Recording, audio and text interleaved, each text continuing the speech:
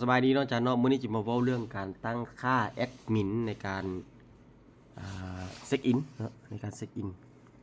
ในนี้เราได้เข้าไปแอปอาจารย์สอนเนาะแอปอาจารย์สอนแล้วก็กดปุ่มสแกนนี้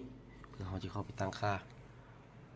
แต่เราต้องเข้าสิทธิ์ของแอดมินเนาะในนี้เป็นอาจารย์คมอนเนาะอาจารย์คมอนศรีวรวงศ์เนาะเป็นแอดมินแล้วถ้าตั้งเป็นแอดมินแล้วเพิ่นก็จะได้นำใช้สิทธิ์ของเมนูแอดมินนี้ได้เนาะเราก็คลิกเข้าไปปุ๊บแล้วก็มาตั้งค่า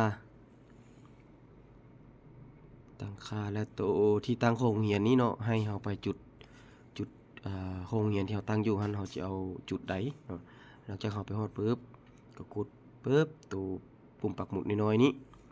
ระยะห่างเนาะระยะห่างเราจะเอาจากเมตรเนาะรัศมีจากเมตรเพื่อว่ากดเช็คอินได้ในนี้เรากำหนดเป็น100 เมตรเนาะอาจารย์ก็สามารถแปลงได้ขึ้นกับโรงเรียนสถานที่โรงเรียนใหญ่น้อยส่ำใดเนาะโครงการย้ายกันอยู่บ่หรือว่าจังใดแล้วแต่เนาะหลังจากนั้นยับมาตัวปิดเปิดนี่ให้อาจารย์มากดแล้วก็เปลี่ยนเป็นเปิด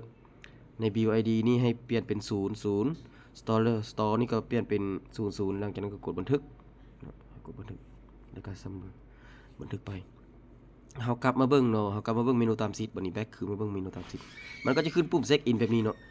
ทุกอาจารย์จะขึ้นปุ่มเช็คอินแบบนี้เบิดทุกคนเนาะเวลาเข้าไปฮอดโรงเรียนสถานที่โรงเรียนที่ว่าในรัศมี100 เมตรหั่นในรัศมีที่เรากำหนดนั่นก็สามารถกดปุ่มเช็คอินนี้แล้วก็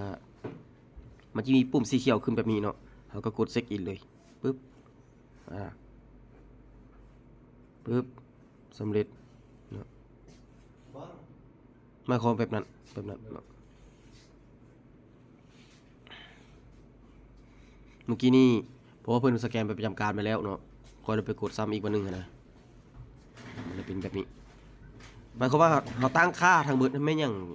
เมื่อกี้นี่เนาะอยู่ตัวตั้งค่าแม่นสำเร็จแล้วเนาะสำเร็จแล้วก็มีแต่สำหันจานเนาะ